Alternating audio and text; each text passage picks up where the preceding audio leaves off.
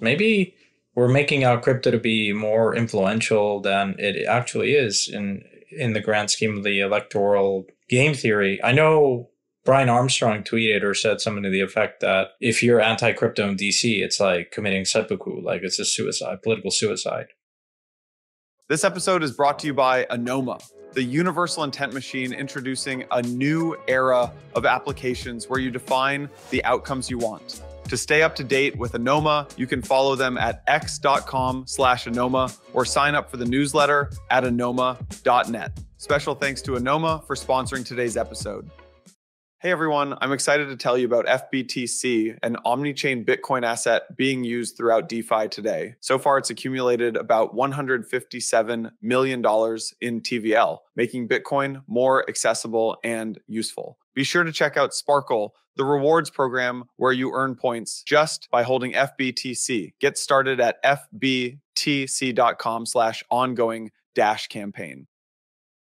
Hey everyone, the Polygon Community Grants Program was launched with 1 billion tokens, all for Polygon builders. Really excited to share that on today's episode of Empire. Season 1 of the Polygon Community Grants Program is now live. It features 35 million in Matic to support the next generation of Polygon projects. Join the aggregated future today by applying at polygon.technology/grants. Big thanks to Polygon for sponsoring Empire. Re.al is a permissionless L2 designed for tokenized real-world assets. They've just launched their rewards program, so get started at re.al/rewards and be sure to use the code in the show notes below. Special thanks to Re.al for sponsoring today's episode. Hello. Happy Friday. So I listened to Peter Thiel, Joe Rogan episode, and so they'll keep it running. If they like go take a piss break or something, they just keep it running. If they go like step out, shoot some guns, they keep it running. Maybe we should do that. Yeah, well, if you relocate to Austin, maybe we can go shoot guns in the back door. Just open the door and shoot some deer or whatever. Yeah. So what's going on? So we took the last 2 weeks off. Big win for Empire. Hit a record number of monthly downloads in August. Correlation, causation. Does that mean like we should just like take the entire year off? I don't know. Yeah. Big shout out to the Delphi guys. They got on the feed in August. That's been awesome. And then the 1000X podcast, which is also Avi and Jonah, which is also on the Empire feed, has been booming. So yeah, just big hats off to, I guess, this mini empire that we're creating on Empire. So, and just big thanks to everyone who's been listening and supporting. We've been doing the show for like 3.5 years now, coming up on 4 years. Yeah. So let's go. That's good. We're just getting started. I mean, if we can hit these numbers during what has felt like a very like dead market, then I think we're doing something right. I think we're the third biggest show now. So I think it's Bankless, and then I think Unchained is still the second biggest show, and then it's us now. So I do love Laura, I do love Ryan and David, but we are coming for that number one spot. Absolutely. Yeah. What's on your shirt? What are you wearing? I don't know. It's like my T-shirt that I wear. Nice. Sleep with, I guess. Got to get you. It's pretty late out here. Just so you guys know, I'm burning the midnight oil here in Seoul. Yeah, tell us about Korea. So you're at KBW? Yeah. I got here yesterday. Was at the Aptos Experience event today, speaking with. It was like a fireside chat with Neil, the head of ecosystem, talking about DeFi and kind of my perspective. I was so jet lagged that I made it. He was like, "You're not supposed to ask questions in this fireside chat. I'm the one asking questions." I'm like, wait a minute. It's easier to ask questions than that. Answer them. And I'm speaking tomorrow again. So yeah, really good. I really like Asia in general. Any takeaways from the event, or too early? Very well put together. Very well attended. Quality of speakers high. So it's Fact Block and Hashed put it together, right? The Aptos Experience one? No, KBW. KBW, yes, yeah. I didn't go to that one actually. Okay. Surprisingly, traffic is very bad in Seoul. I didn't remember it. Last time I was here was for the Winter Olympics in 2018. Um, and God, traffic just horrible. Funny thing is, like, I tweeted about this. So, like, the streets are like 4 or 5 lanes. You could like roll tanks through these streets, and there's like two lanes that are always congested because they want to turn left. And it's just like everywhere you go, it's like 40 minutes. Like Tough. the recurring theme of the year is Dubai. There's flash floods, huge traffic and congestion. Um, that so has this conference. I'm trying to forget that there's another one. I mean, London was not so bad, but yeah, it's just brutal. Tough. I had a long catch up call with Alan, who I think, did I introduce you to Alan? Do you know? Did you end up doing the open social deal? No, but I saw your tweet. Maybe you should talk about it. Yeah. So had a long catch up. So I'm going to Token. I've Right. never been to Singapore. I'm very excited.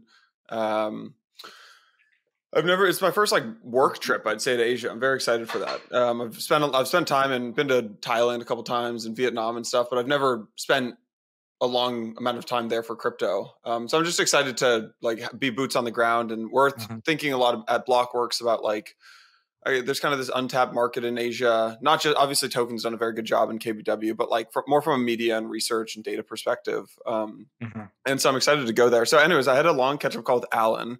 Alan runs EVG, Everest Ventures Group. There are I think the best way to look at EVG, I kind of hate to use this comparison, but like it's a good mental model, is they're kind of like the DCG of Asia. Mhm. They're a large holding company. They incubate companies, they own companies, they invest in companies, and they just have a lot of influence over that area of the world in crypto. And just had a Mhm. very long catch up call with Alan and his CMO and his COO the other day. And one thing I realized is just how little Westerners know about the Asian crypto markets. I think the idea is that in Asia, it's like number is big. Oh, lot of users in Asia. Okay, maybe people in Korea like to trade a lot, and maybe there's a lot of users in Indonesia. And like basically the knowledge, unless you really have spent time on the ground there, the knowledge kind of ends there. I've realized, Mhm. and it's kind of shocking to me just because of how large the industry, how large the impact of Asia is on the industry, Yeah. the lack of knowledge there. So Yeah. At least in the um, West, right? in Like no, it's in the West, yeah. And so like I don't know, he just walked me through all these things. I actually want to have him on the show to do this big like almost Asia brain dump, because Mhm. there's some very interesting buckets. Okay, so one was like who the powerful players are, and he kind of described it as there's like three buckets of very influential and powerful players. The most powerful are the exchange owners, are the exchanges. The second are kind of the like the apps that have really taken off, like Sky Maven and things like that. And then there's kind of like Animoca, like the holding companies like EVG and Animoca and folks like that. The big difference, one of the big differences from how Asia operates versus how I think people in the US operate. US is very bottoms up, right? Like let's say you're making a sale to someone. Let's say you're trying to sell software or trying to sell a partnership or something. You can kind of start with like a junior BD person. That person elevates it to their head of BD, who elevates it to the COO, who elevates it to the co-founder. Everyone's happy-go-lucky. Um, Alan was describing a hierarchy that exists in Asia, where it's like CEOs talk to CEOs. Head of BD talks to head of BD. It is very like not Top power down. games, but hierarchical in like class of what you've built and what you've accomplished, and like where you sit in the power games, and like those people should interact with those people. And if you want to get something done, like he goes to the CEO of X exchange, and X exchange goes to the CEO of maybe OKX comes to him, and he goes to that person, and like it is very direct business like that, I would say, which is actually for folks who have built companies in the US, it's very different from how it works. And there have been a lot of US companies who have tried to go to Asia, specifically a lot of CFI brands that I think really failed and really flopped. And Alan described that hierarchical difference as one of the main reasons why a lot of them flop, just because they just send a lot of BD people who maybe speak Mandarin or Yeah. something. No, you So gotta pay respect. yeah, Sort of. very much ingrained in the culture. Doing business in Asia requires a very subtle and deep, nuanced appreciation for culture and cultural differences between the countries. Like Korea has its own unique forms. Then Japan, and certainly China, like, and like UK, like Confucianism, like is a big backbone culturally of these countries, but there's flavors to that, and yeah, it's just very you got to know, and it's it's very apparent when you don't, and uh, like you remember the scene in like The Last Samurai where like there's a certain tradition and ways to do things, like they'll also never reject you outwardly, and so they're just polite, but they're actually telling you like fuck off. Yeah. Yeah. Yeah. And so like even tipping, like it's actually considered very rude to suggest that you're going to tip, because it implies that the service was not up to excellent standards. This is actually very refreshing, Wait, but wait, also you don't tip? no, absolutely not. You don't I even didn't know. See, I didn't know. See, you this don't is even you don't even I'm you don't cognizant even that it's like you don't two. even Yeah. suggesting tipping implies subpar experience, which is an insult in many ways to Mm, it. So, you can imagine someone coming from, New York, where yeah. even a robo coffee maker suggests a 20% tip. So yeah, it's very, my first time I don't want to say Asia, but in Japan was like very magical. Like Mm, I'm obsessed with Japanese culture. One of my favorite books is Shogun by James Clavell, and his whole Taipan, and he has a whole series of books. I landed. The taxi driver's wearing like gloves. Just the precision of like he would take off his gloves when we hit a red light. As soon as he would know exactly when it would turn green, because he would put his gloves back on. I kid you not, every time he finished putting the second glove on, immediately the light turned green. I'm like, I'm living in a fucking you're like, sir, simulation. just keep driving this car around. Just keep driving it around. I could have. I was in this trance-like state, observing his hands in this process. I'm like, there's just excellence here. You sit down for omakase, you're seeing the assembly line, and people should go watch the documentary of Jiro Dreams of Sushi. Like the Japanese cuisine and is like not one of adding stuff. It's like simplicity in the Yeah. ingredients and like perfection, and that is what drives a lot of the flavor. It's just crazy. Like the chef, like you like 17 years of just like being able to I like love that. I love that make the documentary. Yeah. rice, Yeah. Yeah. touch the rice, Touch the rice. Yeah. um, and like you're not you eat with your hand, like the omakase, like the nigiri, you eat with a hand. You're not supposed to add soy sauce. The chef will add the appropriate amount. It's just very, very interesting. Yeah. To bring it back to crypto, Korea is an interesting market. It's one of the most crypto, the countries with the highest crypto adoption. I think over like 10% of the population has used crypto. It peaked a few years ago. Um, it At certain moments in time, the volume in Korea has eclipsed and Hmm. been larger than U.S. markets. Um, it's very impressive. Yeah. It's There's been a setback because of Terra, right? But yeah, it's very cool place. Japan is similarly very much Bitcoin centric, but Yeah. also very much like people really get crypto here. Yeah.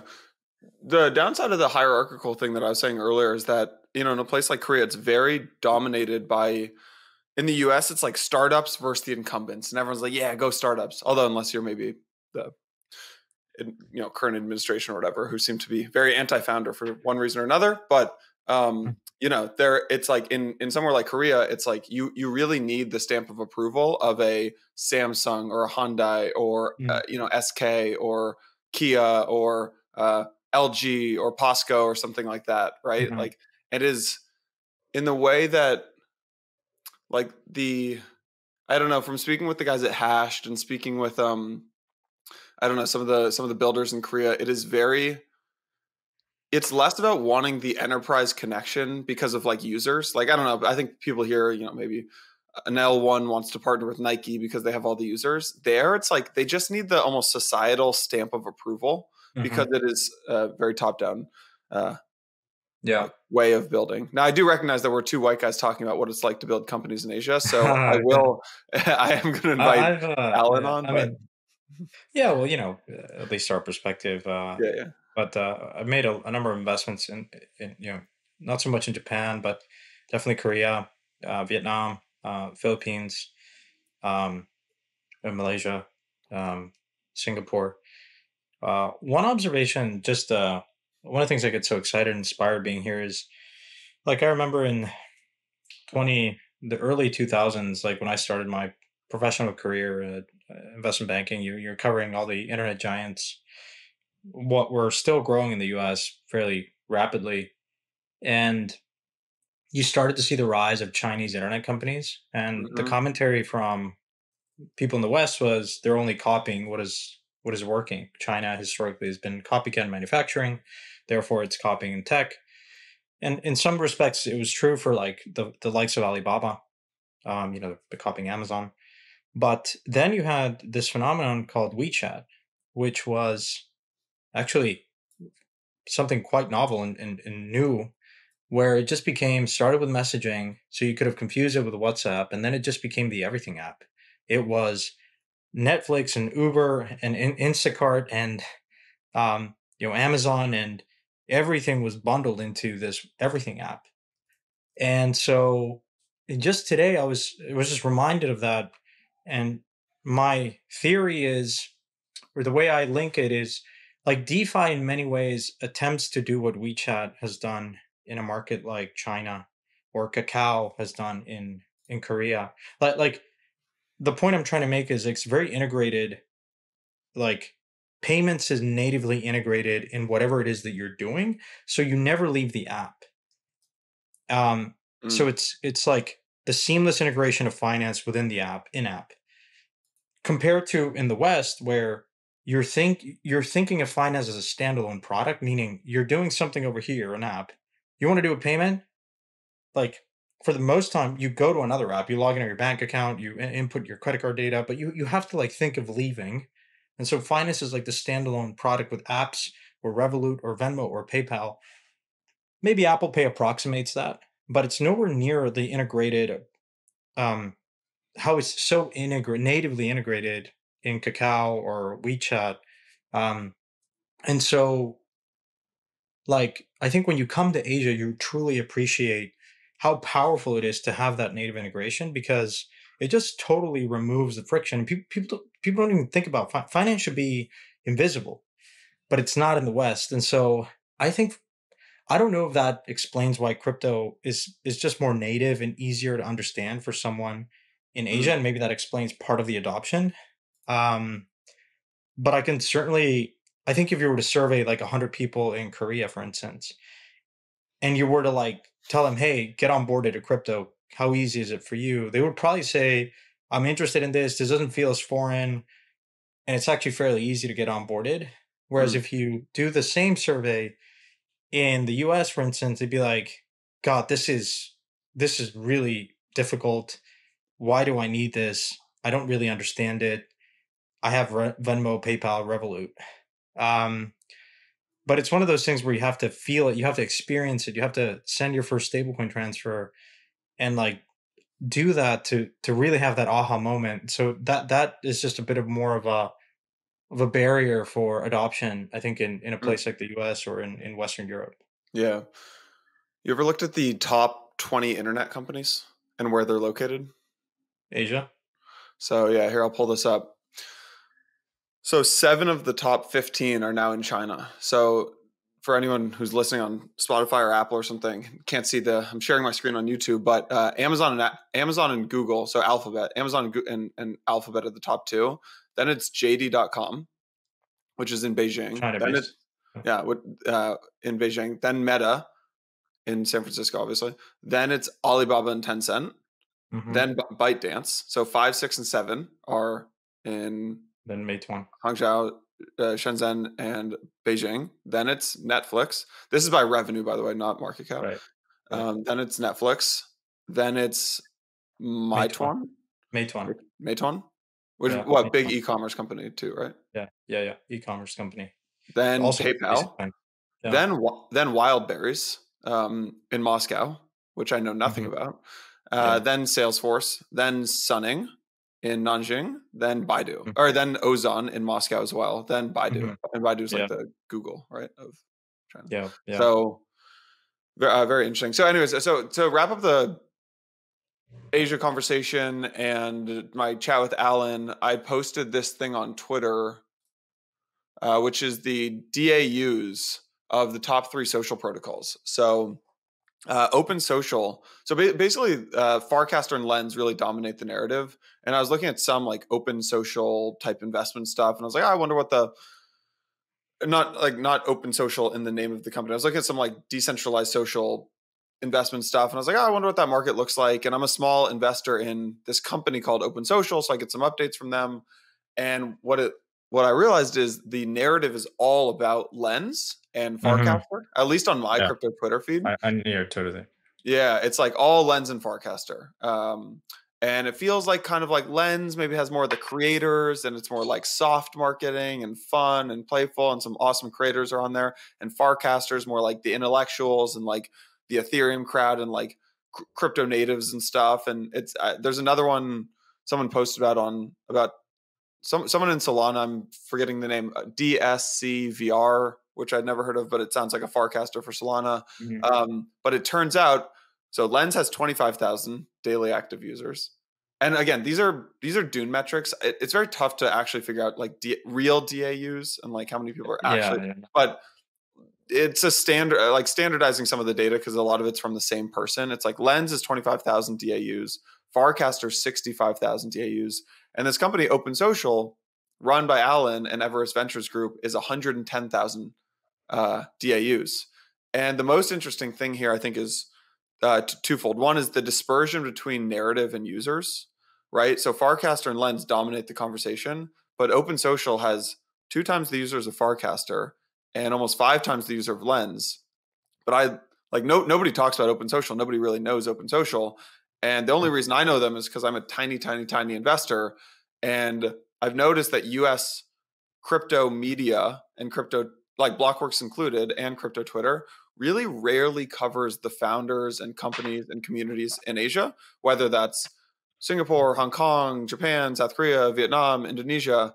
I actually think there's a big media opportunity to help kind of bridge the narrative awareness media gap between East and West. So that's one thing I'm thinking about a lot. The other thing is I just think it's like it's crazy what can happen when when like there are either less regulations or very clear regulations.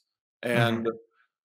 I think you're seeing, I mean, there's obviously a lot of people in Asia, but I don't actually attribute a lot of this to like the number of people in these Mhm. places. I attribute it to just like the builders can build there. Um, Oh, yeah. and in the US, they're really hamstrung right now. So I don't know. I just found this data very interesting. Yeah, definitely.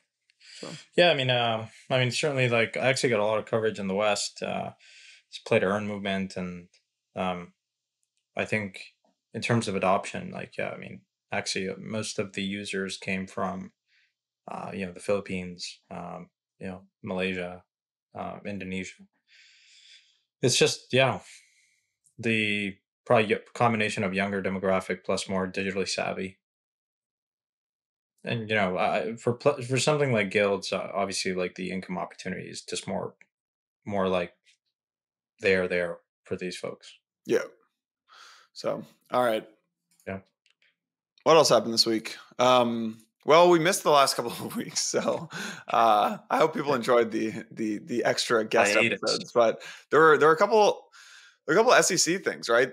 Mm. SEC issued a Wells notice against. I'm doing this off memory, so I should probably Google this. SEC OpenSea, issued, OpenSea, but I'm trying to remember what it was for. I think it was for you know what? This is dumb. I'm just unregistered securities again. yeah. OpenSea. All Basic. right, let me read the. So this is I like Devin Finster's post. Devin Finster's the CEO of OpenSea, and it's very clear he's going on the offensive here. So OpenSea has received a Wells notice from the SEC threatening to sue us because they believe NFTs on our platform are securities. Longer post that we can link to if people are curious, or you can just search his name on Twitter. But so that happened. So the SEC is threatening to sue OpenSea because they believe NFTs on the platform are securities, and then The CFTC. Pokemon holders beware. Pokemon holder cards, baseball cards holders beware. But yeah, The CFTC issued an order against Uniswap Labs for illegal digital asset derivatives trading, which is essential. And I think they settled. I think it was $175,000 settlement over basically. I think it was over levered tokens being accessed on the front end. Yeah. So yeah, there was also a settlement of something north of 200,000. I think it was 225,000. The Gallows Capital is a former fund based in Florida that and also prominent like just Twitter account. But got entangled in the whole FTX stuff. They had assets in FTX, and the complaint of the SEC was they brought charges on them because they were using an unregistered custodian, and they failed to adhere to their redemption policy. It was a very Galloway's then put out a statement saying, and like other hedge fund managers then came out in their defense was, some of these assets are not supported by registered custodians. So the best solution to use is something like Fireblocks. And that's just the nature of the industry. And their redemption policy was like 5 days, and then they allowed people to redeem and waive that 5 days, and they thought it was like a good thing, and the SEC went after them for that. I think it had more to do, not knowing anything from the inside, it was more to do with probably the fact that they were using non-registered custodians. I think it probably had to do some with like the fact that they had so many assets on FTX, and that penalty is going to pay their investors actually. So maybe quick thoughts on both of these cases. One is OpenSea. The old take is, I think the old SEC take was that if you can prove, their belief was if you can prove something is an unregistered security on your platform, then it makes it more likely that your entire platform is an unlicensed exchange. And I think that is starting to be disproven in the courts in cases like Coinbase and Ripple and things like that, right? So what the Ripple case, again, should probably have a lawyer on here, but I think what the Ripple case showed us is that the token is not a security. The investment contract is a security. So token's a security, investment contract. And then I think there was a Coinbase case or another case where the conclusion was something along the lines of, hey, it's not that having unregistered securities on your platform makes you an unlicensed exchange or even an exchange. You can just delist that asset and you'll be fine. So the new take, I think, is, look, you just from like a policy or legal perspective inside one of these either DEXs or SEXs is just delist the asset. And so now what I think the SEC is trying to do. But which asset if you don't have guidance? So it's a really, I think, again, I haven't dug into this too much, but just seeing like, Blockworks' coverage and stuff like that and posts on Twitter, I think what the SEC is trying to do with OpenSea is, and again, none of this is fully public yet, right? I think it was just a Wells notice. So, which basically means they will be coming after them at some point soon and, hey, giving them a heads up, basically. It's kind of a sneaky way to go after an unregistered security, because if you wanted to really go after an unregistered security, you should go after that company itself. The issuer. So, but by going after OpenSea, the issuer can actually defend themselves. So like I won't say any names, but like going after NFT XYZ, saying they're an unregistered security. Well, now OpenSea kind of either has to defend them for them, or just say, okay, fine, they're an unregistered security, we'll delist them. It's actually kind of a smart move by the SEC to do this. The other thing about going after OpenSea is it's the same thing that pissed me off when they went after Uniswap in I think April, issuing them a Wells notice. Is Uniswap is in New York. Hayden has just been posted up in Brooklyn for several years. Devin, right, is in either California or New York. Like these are founders and teams and companies who decided to not leave to Dubai and not leave to Singapore. And I know Hmm. so many founders who have done that. They've said it's just too risky in the US. I'm just going to leave to Dubai. And they've Yeah, built subpar products and honestly kind of shadier things. yeah, And Uniswap and OpenSea did it the right way, and they've got massive legal teams. And they spend a shit ton of money on outside counsel, and they're the ones getting sued because they decided to stay in San Francisco and New York. And yeah, that just they didn't even go to Texas, right? Like it's if you're going to stay in the U.S., it's much more favorable for you from a legal perspective to go to somewhere like Texas and get sued in the courts in Texas. They decided like if you get sued in California and you're fighting in Northern California or you're fighting the SEC in Northern California, like that's an uphill battle. Like Northern California is much friendlier to the SEC. And so I don't know, it just that like there's so many bad actors. I was walking around Brooklyn the other day and there's Unicoin, which is a scam company. They've been advertising on taxis for 2 years. hmm, Like there are entire taxis that at the top in the electronic bar, and the whole taxi is now wrapped with it says Unicoin, the world's best cryptocurrency. And it's a scam company, and nobody's taking action against that. And they're going not yet. after Hayden and Yeah, Denver and Devin. So yeah, it's just like, yeah, from a found, it just really pisses me off because it's and you got to imagine like the Dems are saying they're pro crypto and Kamala's pro crypto and coming up, but hmm, like if I don't know the communication between like CFTC and SEC and the administration and the campaign, right? Those kind of four actors. But if I'm Kamala, I'm like, you idiots. Like, you idiots. We are trying to get these people to vote for us and you just keep going after them. Like, now that ship might have sailed, honestly. but But yeah. Two counter observations. That one, I think these cases take a long time in the pipeline to develop, build the case. So it might have been possible that they've been building a case against these um, two companies, and then they decided to, this was yeah, the but right someone moment. is more powerful than Gary Gensler, and someone Yeah. should be saying, shut it down, buddy. Shut it No, down. no. This was my second point, which is maybe we're making out crypto to be more influential than it actually is in the grand scheme of the electoral game theory. I know Brian Armstrong tweeted or said something to the effect that if you're anti-crypto in DC, it's like committing seppuku, like it's a suicide, political suicide. I mean, if that were truly true, you would be acting like you said.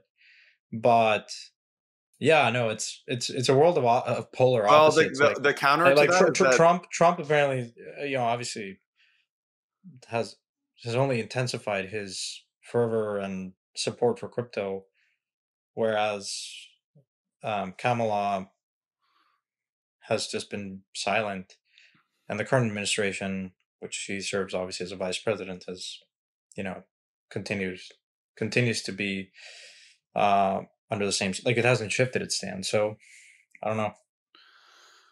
yeah, the counter to the Brian Armstrong thing is the Fair Shake pack, which is a pro crypto pack, be, became the largest super PAC of the entire election cycle, right? True. Yeah, So, yeah. And Trump, I think, is now receiving more money in crypto than in fiat, or had for like a week or so. mhm. I mean, it's Trump is so Blockworks did this, like looked at the on-chain data, and some of his royalties info is public because of the lawsuits. So there's a great Blockworks piece. Trump is now making more money from Ethereum NFT from NFTs than he is from all of his royalties from the show The Apprentice. wow. Yeah. That's pretty Good cool. headline. Good headline. Yeah, that's a good headline. Good headline. Um, the last the last thing on this conversation around what happened was obviously Pavel Durov, Mhm. the founder of Telegram, got arrested when he flew into Paris. Unclear why he flew into Paris, because there was an arrest warrant, and he had there was an interview with him saying he avoided going to the U.S. and Europe and was mostly traveling, in other places. Unclear why he went to Paris. He was detained. What was interesting was, so he was a citizen of Russia. Then he acquired nationality in France and then Dubai. The Dubai, the United Arab Emirates. So UAE actually issued a statement um, where they canceled a purchase order of fighter jets from France, and were pressuring the French government to get more clarity on the arrest, kind of like really protecting a citizen of their own. To me, that was like pretty awesome to see, candidly. Um, and it just speaks to how governments should protect their people. And yeah, it was really like, I'd be lying if I didn't like now, of the places you go as a someone that is in crypto, like Dubai is probably top of the list, candidly. Yeah. I know there's other factors why you wouldn't want to perhaps live there year round, but primarily the weather. But from a government stance, like I think they're leading the charge. I mean, it's been incredibly impressive, and even more so solidified, reinforced by their recent support of Pavel, and really putting pressure on the French government. Hey everyone, Jason here. I wanted to talk about something that's been on my mind a lot recently, and that is, where are all of crypto's killer apps? We often ask this question on this show, so I'm excited to tell you about Empire's latest partner, Anoma, the universal intent machine. Intents are a new way to build dApps, enabling users to say what they want without needing to specify how it's done. Let's say you have an NFT on one chain, but you want to swap it for a token on another chain. To make things even worse, you also don't know which bridge to trust or how to navigate different dexes on each chain. Disaster, right? But here's the good news. Thanks to Intents, you can just tell the app what you want to do, and Anoma's solver network takes care of all the complexity in the background. We're excited to see what cool dApps Anoma's architecture will unlock. To stay up to date with Anoma, you can follow them at x.com/Anoma or sign up for the newsletter at anoma.net. Special thanks to Anoma for sponsoring today's episode. Hey everyone, I'm excited to tell you about FBTC, an omni-chain Bitcoin asset being used throughout DeFi today. It launched back in July, and since then, it's accumulated about $157 million in total value locked. FBTC aims to make Bitcoin more accessible and useful in various DeFi applications. Currently, you can use FBTC on both the Ethereum and Mantle networks. FBTC is highly composable, interoperable, and secure, with over 27 starting partners. If you're ready to get started, check out the rewards program, Sparkle. Designed to reward users, eligible FBTC positions will now accrue Sparks. They're also offering additional rewards like a token airdrop from a project called Babylon and a new token from Mantle called COOK. Get started at fbtc.com/ongoing-campaign. Huge thanks to Mantle for sponsoring today's episode. This episode is brought to you by Polygon. Polygon Labs is developing the next generation of open source, zero knowledge tech to aggregate crypto liquidity and user bases, empowering developers to grow in a unified web of interoperable chains with the AG layer. That was a big mouthful, so I'm going to tell you what it means in my words. There's all these things popping up, L2s and L3s, and it's chaos, right? If you are building something, you no longer have to worry about bootstrapping liquidity. You can basically just build in the AG layer to tap into the liquidity of the AG layer and the users of the AG layer. You get the users, you get the liquidity. It's the AG layer. It's hot. It's by Polygon Labs. They've got the Polygon Community Grants Program. It was launched with 1 billion tokens just for Polygon builders. Season 1, it's live right now. It features 35 million in Matic to support the next generation of Polygon builders. Join the aggregated future today by applying at polygon.technology/grants. That's polygon.technology/grants. If you talk to anyone, let them know Blockworks sent you.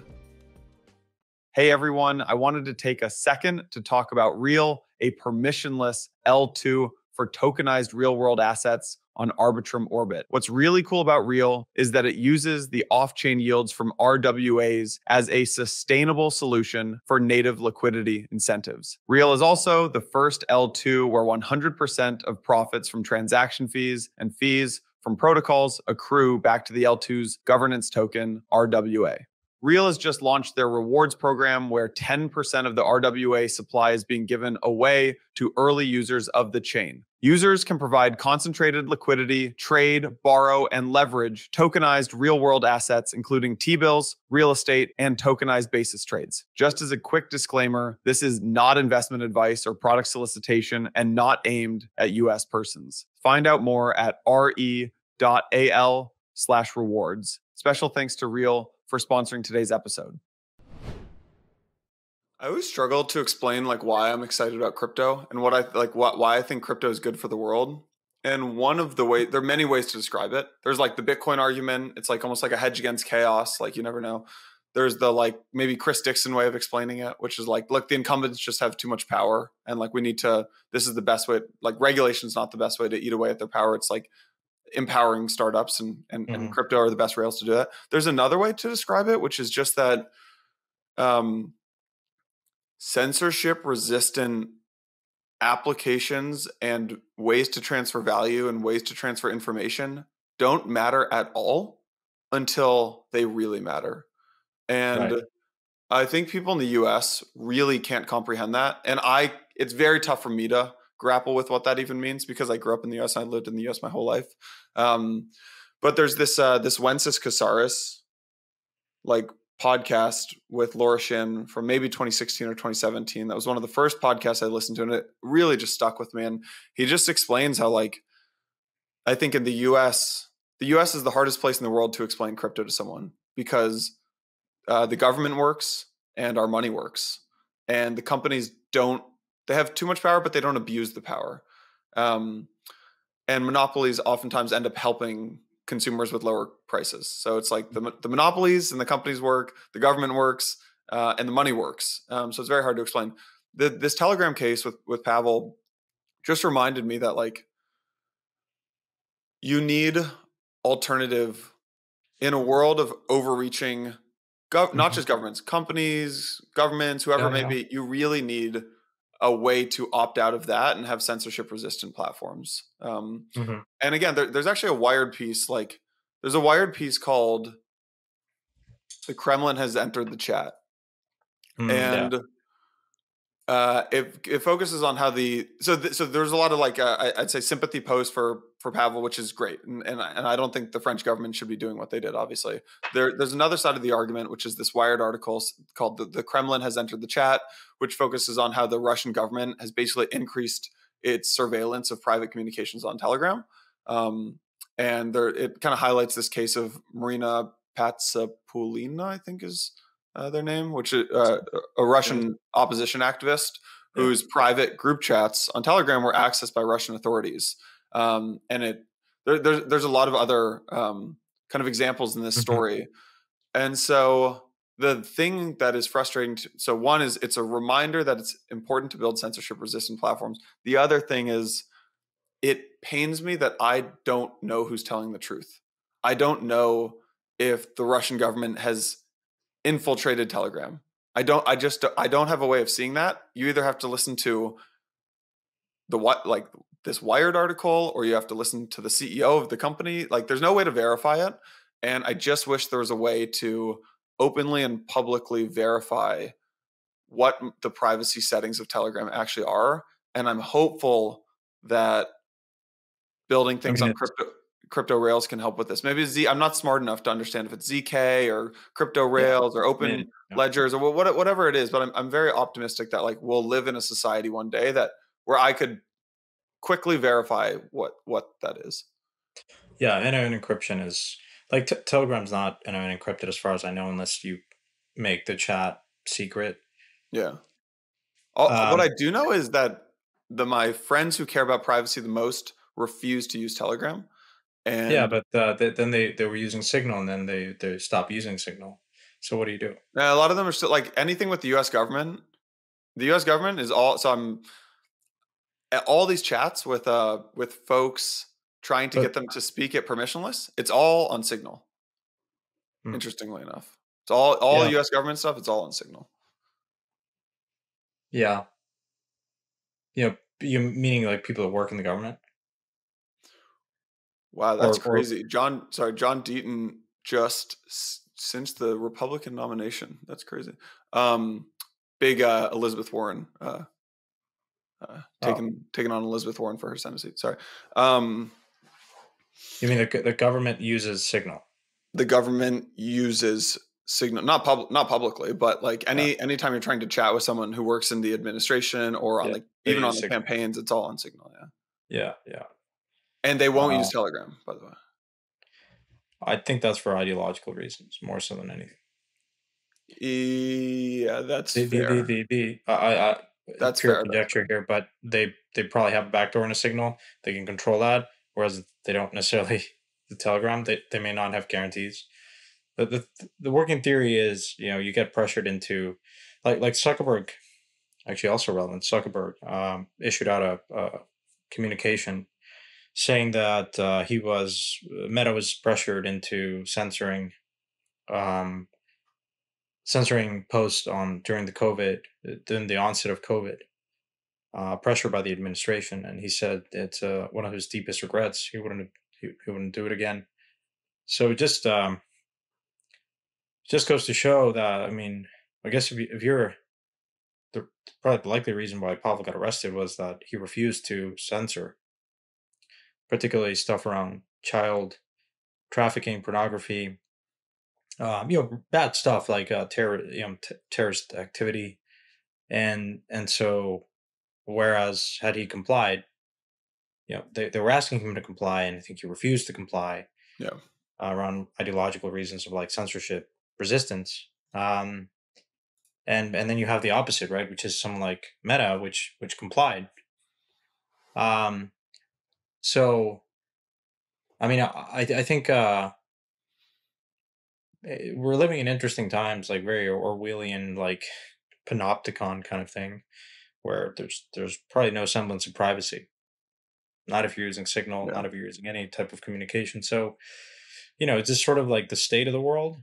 Um, the one thing that I think you brought up was most important is like, you know, Twitter's become the world forum, the town hall of the world in many ways, and I mean, I don't even check news sites at this point.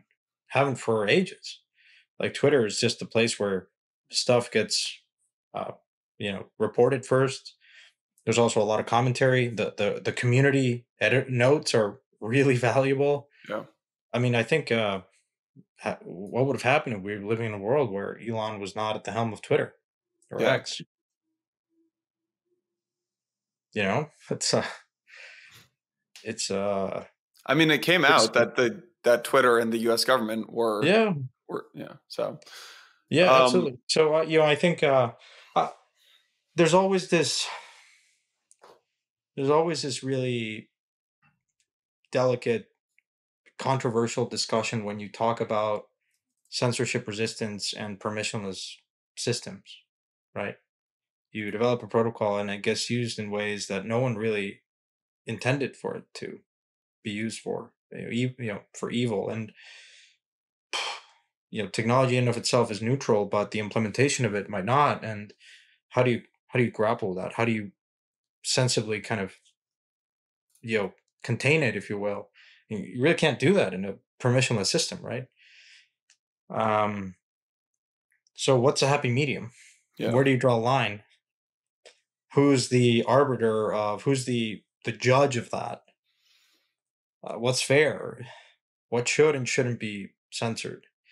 I mean, it's not very, it can be heavily contested, but I think we can all agree that human trafficking, terrorism, anything that causes harm is bad and should be censored.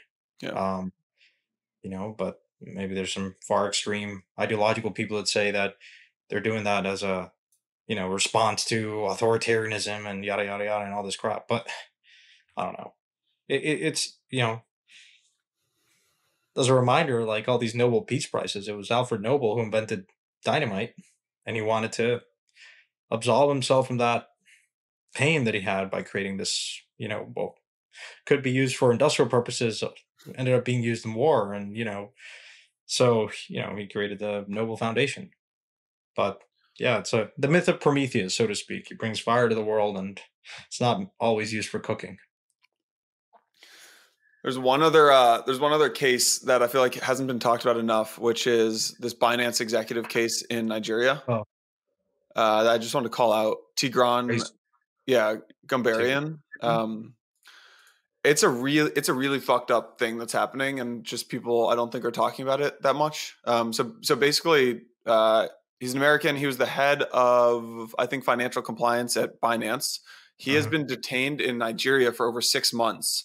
Um, basically, on claims of essentially money laundering. So the Nigerian officials have accused Tigran and Binance of money laundering, and they're actually being charged separately.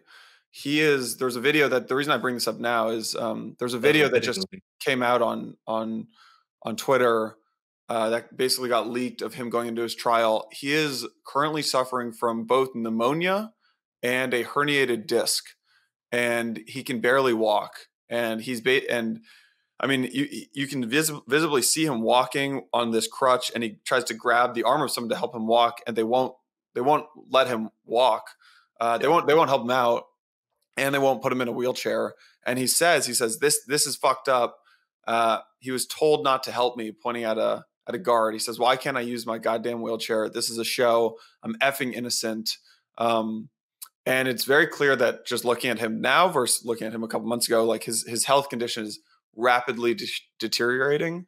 And Yeah. usually I would have seen something like this and said, this is really messed up. Uh, I don't really know the story. This is really messed up, and it would have been a bummer. But I just want to shed light on it. I just read this book, Red Notice, um, Oh, Bill Browder.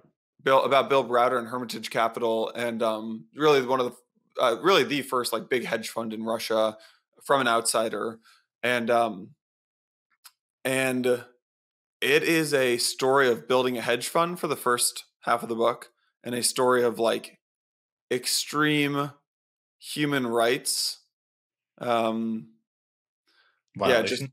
violations I mean, and like they killed his lawyer, they, his bodyguard. They detained him. He then became too important that Putin ended up protecting him. Because it was like, yeah, I met him Putin was actually in New mentioning him. York. You met him. Yeah, I was at an event with when he was being honored Yeah, at the Aspen Institute, it's and an insane book. I just finished two books actually. yeah. I've been reading a lot recently. Two books. One is this one, The Fish That Ate the Whale, Mhm. about the Banana King, which is really good, and then Red Notice. And I really recommend both of them. But Red Notice, I mean, it's literally what they are doing to this guy is what they did in Red Notice, which is they have a suit against Binance, and Binance, Richard Tang came out and was like, Nigeria's not a big market for us. The government said that the government of Nigeria said they made 26 billion in revenue from Nigeria in 2023. Obviously, that's not the case. They did almost 23 billion in total transaction volume, not in revenue. So they're mistaking revenue and total transaction volume. And what the Nigerian government is doing is literally what Russia did in this book, Red Notice, which is holding an important Mhm. person who could have been tied to something hostage, letting his health really deteriorate, and hoping, and basically every day probably putting statements in front of him saying that Binance is guilty, and eventually his health will get so bad that it's like, do you want to live more? Do you want to live, or do you want to say that Binance is guilty? And one day a lot of people crack, they sign the thing that says Binance is guilty because they need to go to the Yeah. hospital, they need to get a surgery. And it's yeah, it's extortion and it's horrible human rights violation. And yeah, I don't know. I'm not sure. I just haven't really seen people talking about it. So I just wanted to No, bring that up. that's a really good point. Yeah. Yeah. So I don't know if there's any policymakers who listen to this or any US government people, but Some go do people were suggesting go do something about it. for folks to tag his representative, and I don't know what voting district he's on, but to tag his representative and probably get more attention that way. Mm, As that being an effective strategy in the past. interesting. Yeah, that's a good call. I did see Representative Hill, um, Mhm. called it outrageous. So it's starting to get some eyes. So, anyways, tough to I don't know. You have any like high notes? Any good things happening? I feel like we've been like on a downward trend this podcast. Yeah, Some no, people in a it's bad mood going into this weekend. no, not at all. I mean, I think I have, oh, really exciting. I have a question for Go you. ahead. Did you see Travis Kling's post yesterday? I did, yeah. I mean, you want to talk about positive? Yeah, well, let's talk about that because Well, to this is continue on this magical trend of okay. I positivism. was gonna say this is pretty negative, but No, I mean it warrants talking about. I think there's some good points there. yeah. So Travis runs Ikigai, um, and they got hit hard by some FTX stuff. They had a lot of funds on FTX, and they've recovered all or most of that money. And he's a personal friend and really like the guy.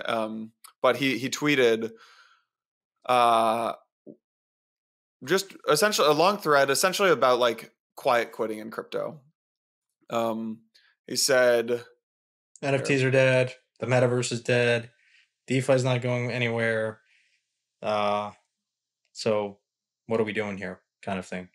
yeah, he said, what I'm hearing and what I'm seeing and hearing, my Twitter's glitching out. What I'm seeing and hearing is that a meaningful swath of the crypto community is simply much less engaged than in prior years. And they are much less engaged because there's much less belief in the potential of crypto projects to solve real world problems and gain significant adoption as a result. That was a dream that was consistently sold and bought from 2017, the year I got in, until 2022.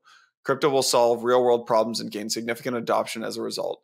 Many billions of dollars of venture capital funding were raised on this premise. And there were steps along.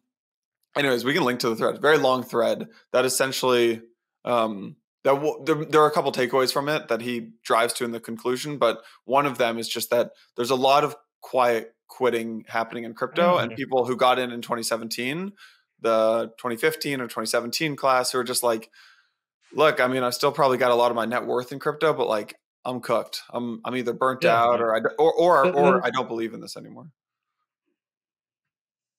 Does it surprise you? No, no. I would assume this happens in most industries. I don't know. In every cycle. Yeah. Sort of like a hallmark of a trough. Now, the question is this time again, is this time any different? And is this sign of something that is more enduring? Like, or is it, where are we going? Is and think the beauty and the curse of crypto is that you have real-time price discovery on very emerging assets that in traditional markets wouldn't have price discovery. They would be private. But you're attempting to have price discovery on very liquid emerging piece of technology and assets.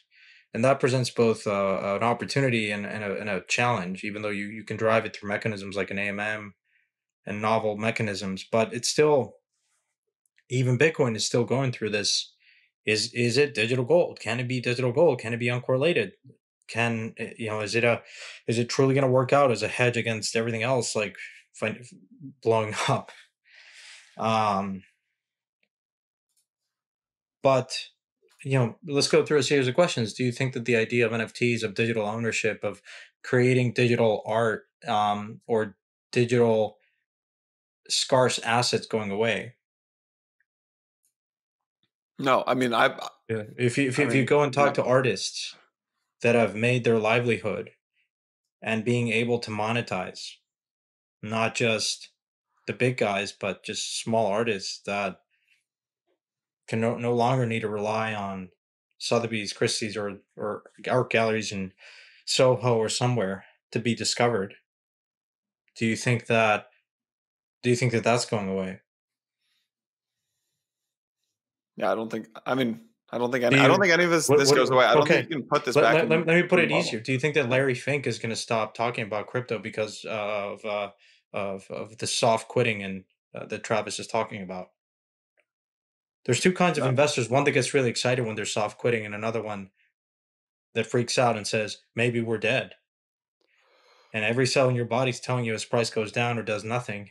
I think price not doing anything is probably worse than price going down because it gets to the impatience of many investors. Yeah. But I read that, and I think it's another affirmation of like where we're on the cycle, the opportunity of, being disciplined, being patient. Yeah. I don't know. Yeah. Many like I've seen this movie many, many times. Yeah. People. How many times have people called the death of Bitcoin? My current thinking around this cycle is that it just got very warped by actually the ETFs. So you should have seen a line up that looked like this, but instead you saw an extreme like rise up at the beginning of this, like Mhm. and when was that, December or January? Yeah, Um, and then, but it basically pulled all of that growth. Like you should see like a yeah. slope of one. But Yano, like crypto never, never is linear. No, no, yes, growth is never Like linear in what's been a general. linear But phenomenon in crypto? yeah, Like it's just yeah, the famous Bill Gates quote, which is, "We overestimate what right. can happen in 10 years. Underestimate. We overestimate what is it? I'm just saying We I'm overestimate just what happens in yeah, 2 and can happen and underestimate what can happen in 10." in 10. And like people fast forward and like crypto cures cancer one day and then it's rat poison the next. I'm just trying to put a reason on why I think the vibes feel very down when Because the market is when ripping or it was ripping. Like that's yeah, I yeah. think fundamentally, if we're all in this together and equities are going down and rates are low and crypto's going down, it's like, yeah, it's just you just gotta hunker down, we're value deep long-term investors. But when that's not happening, then it's like, oh shit, I maybe should. But the market's not ripping. Was It until was. most recently, like the last week or two. No, but Okay, like Nvidia is things are down a flat, bit. The aren't they? Magnificent Seven is down a bit, but Yeah. this year to date, it's been a stellar performance nonetheless. Oh yeah, yeah, yeah. And as we covered in the other podcast, it's been the cycle has been one which has been different. It's been one of very selective outperformance, the same way that traditional markets have. Right? If you weren't invested in the Magnificent Seven, yeah, you really missed it. If you were in the Russell, yeah, you missed it. If you were in MSCI World Index, you missed it. If you were invested in Europe, yeah, good luck. Like, you really underperformed. Similarly here, if you weren't in Solana or Bitcoin or meme coins, everything else kind of like has been in this in a bear market, kind of down only trend line. So, what I'm trying to say is, it just hurts more when an easy, simple narrative like AI punt Nvidia has done so well, and you end up looking like an idiot. You'll get yourself in the mirror and you're like, what am I doing here? Like, I should have just punted AI and gone and enjoyed my summer. And here I've been glued to the screen, poking my portfolio, refreshing, and not seeing anything. And it's like the impatience, right, gets at you. I'm not worried about it. We probably in the next week, month or so, we see 50 basis points rate cuts. Takes 1 week where Bitcoin goes to Yep. 75 and everyone's like, let's go, That okay. That was my take. It takes like, one let's week go. And of Travis secretly, it's like, fuck yeah. we're Like, back. We're we're back. back. We're We're back. so back. You know what I mean? Like, That's okay. That was what I was going to conclude with too. Is like it's all it takes is one up only week, and then it it's takes BlackRock's buying our bags. it takes one green big candle to say Price drives super narrative. cycle baby. Price drives narrative. So then it's price is above 70K, and then it's okay. We Reflexivity. might get a pro crypto administration, It's and the it's SEC's backing off, and Larry Fink's buying our bags. it's a classic meme of, you know, Bitcoin hits if Bitcoin's at 59, if Bitcoin's at 65, we're going to 250. If Bitcoin's at 51, we're going back to 40, like Yeah. Goblin Town. And it's like there's a big asymmetry there. Like, just temper your emotions and and just like go do other things. Go do other things. You know what I mean? Preach.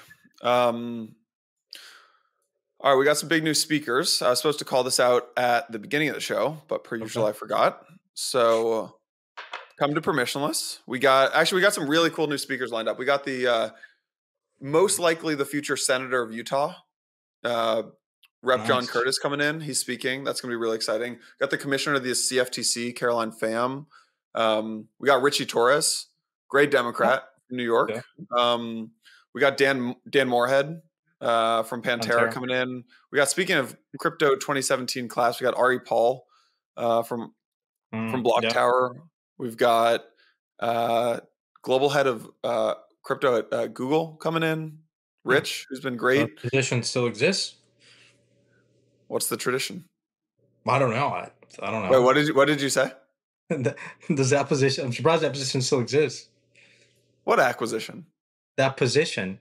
Oh, that position, dude. That role. Don't sleep on Google. Don't sleep on Oh, Google's okay. crypto team. No. Okay. That Okay. is That's they the are tease. That's the tease to go to permissionless, I guess. no. Do you want to actually see this? Wait, Google crypto. This is a slept on thing. Oh God, I don't know what this website is anymore. Try It's the like product. 404. No. Oh man. Okay. I'll link it. Google has done some really cool indexing of all of the L1 and L2 crypto data. So if you are someone who sits on top of that data, like a Nansen or Blockworks Research, Oh, or that's true. That's true. They've done sorry, partnerships like with it with yeah. my prediction is that Google is going to run people's show in crypto data, and they will end up being one of the biggest crypto data providers. Actually, yeah, Interesting. yeah. But anyway, it's gonna be a great event. We have tickets for you. Tickets are now $700 a pop. They keep going up like every week, so go get them now. $700. Empire 20 is the code. So You heard it right. 20% discount. yes. Yes. Man, this inflation, man, what's to $700? Or you can buy a group pass, 5 tickets, and it's only $539 for a group pass. Should you use Telegram groups? How do we pick that pricing? Finger in the air. Sounds about right. Yeah, be social. Should you use Lens, Farcaster, Telegram, or this live? What is it? Open Social. Open Social to coordinate your group. That's up to you, ladies and gentlemen. That is up to you. Whatever group you use, you can buy 5 tickets for $539. Credible neutrality, folks. Or if you're a developer, for some reason we give free tickets to developers. Or if you're a student, it's $99. We have a lot of ticket options for you. You know, I saw my student ID card, by the way. I'm so cheap. Sometimes I use that. Not anymore. But like back in the day, like now they look at me and they're like, yeah, no fucking way. But you know, like a year or two after college, you know, I whip out that ID card and they'd be like, oh yeah, you gotta. A year or two for sure. You got it. I was eating sardines. Yeah, so, I mean, sardines are probably really. Do you know my salary my first year in New York? $18K, which I later learned is a year. Below. Yeah, below. Well, and then I got commission too. But I got a $1,500 check on the last day of every month. Wow. Yeah, it was tough. It was a grind. So I actually did eat sardines and black beans. It's a good grind. Damn. Yeah. That's impressive. And I started buying crypto on credit cards. Good fun. There you go. All right, we just got the permissionless agenda live. Oh, your boy Logan. We got block production, MEV on Solana, Lucas, Eugene, Logan. That'll be good. Nice. All right, agenda's now live. You heard it here first. Go check it out. Oh, that's good. That's a good panel. Oh, see Raj and Rich. Yeah, I'm no longer qualified to speak next to this caliber of speakers. I'm too afraid to go and talk. These are good. These are good panels. Yeah. What's the main stage day 2? Oh, we got Rushi, Mert, Nick from Celestia, Rushi from Movement, Kyle Samani, and Josh from Supra. Interesting. Oh, we got Balaji giving a keynote. Oh, this will be a good panel, actually. Macro case for Bitcoin. Jan Van Eck, Mike Novogratz, Dan Moorhead, and Dan Tapiero. That should be great. Yeah, that'll be fire. Really good stuff. Wow, the IRS AI. has entered the chat. Uh-oh. Some AI stuff. I think this is going to be our best event. Yeah, this looks good. Absolutely. This might be also a very politically important conference that gets picked up by traditional media if a lot of these crypto... we've got Axios going, Politico going, Wall Street Journal, Financial Nice. Times. Very cool. Oh, live Empire Roundup. Good thing Santiago won't be there. Oh, snap. Tough. Oh, there it is. I'm I still didn't even there. know this. That's a good, I don't know who set this up. That wasn't me, but that's a great So I'm Avichal, Vance, and Ari. yeah, Oh, so I'm speaking at a Breakpoint, and Breakpoint are debates only, and I'm debating Solana versus Ethereum. Avichal actually is my opponent. He's taking the Ethereum side. I will be taking oh, the no Avichal's going to get surprise. cooked. I basically tweeted I was like, where's the prediction market for this? Like, come on, let's Avichal's, go. I love you. I love you, Avichal. You're going to get cooked. That's not even, it's over before it's started. Yep. So that should be fun. Yeah. Um, Oh, well, good all roundup, right. sir. I'm excited. Very good to see you. We're back. We'll definitely see you in Oh, you know Singapore. what? I didn't get your take on the Maker rebrand. What do you think of Maker rebrand? No comment. Sky. I was barely. I think you just gave a comment. I gave no comment. Say no comment. So Rune reached out, and I did a Twitter Spaces with him, and we had him on the pod. I didn't Yeah. understand anything of the roadmap and the end game at all. Mind you, I've been fairly close to Maker for many years. It was just I didn't get it. So we did the Spaces. He organized it, and it was I think me, him, Ansem I think joined, and myself. And so I finally started to understand the end game. I don't know if I agree with it, but I understood it.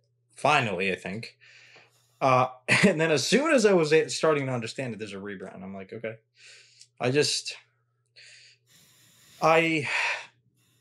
This is a topic for a broader, more longer conversation around the future of stablecoins.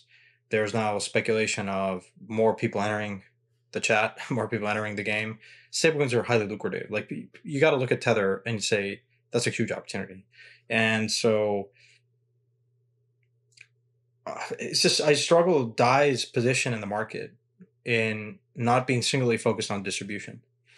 Yes, you're focused on yield. Yes, you're focused on kind of like the Athena side of like yield is important for adoption, but you need the distribution. You need to be embedded in exchanges. And if you don't have that, look, there's a reason why Tron stablecoin is what is it like?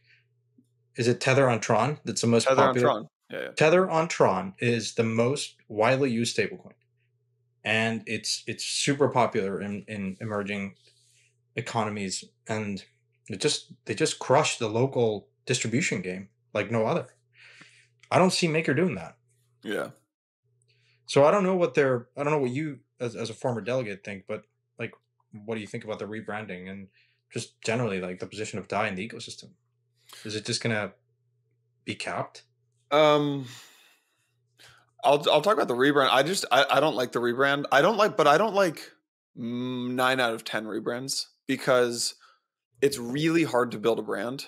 Like building a brand is just about trust, and like every day that your brand survives and lives is another day that your brand gets stronger. And Maker is one of the backbones of DeFi. Yeah. And they've got one of the best brands in all. Like, what is DeFi? It's Maker, Aave, Uniswap. Like I think of like those companies, honestly, like probably those 3 protocols and maybe some others, but really those 3. And I just don't like the rebrand. I think you should do a brand evolution and turn Maker into something else. Like if they want to build like an app or something or a chain, like just extend Maker out and make it more things. But nobody knows what Sky is. Now you've got to make a brand from scratch, and that's a very hard thing to do. Pie in the sky.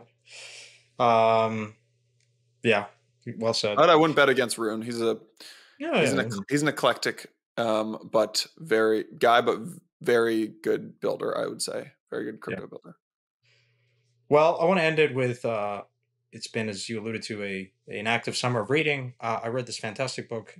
It's called Never Enough by Andrew Wilkinson, the founder of Tiny. Oh, yeah. Was that good? I got that. Yeah. Fantastic read. Fantastic. People should go read it, and you'll finish it in a day or two. It's really good. If people Give me the 1 or 2 takeaways.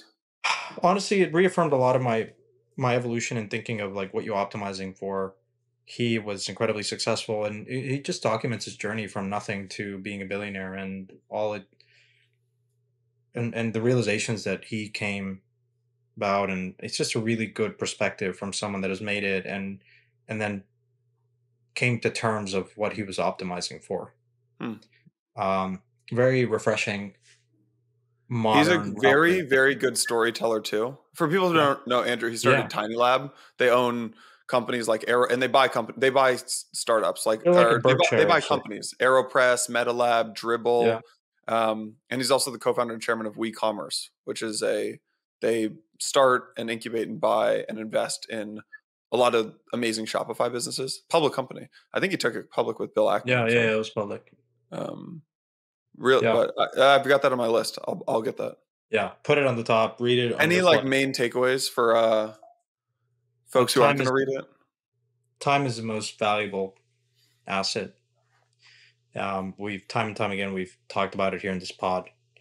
Owning your time,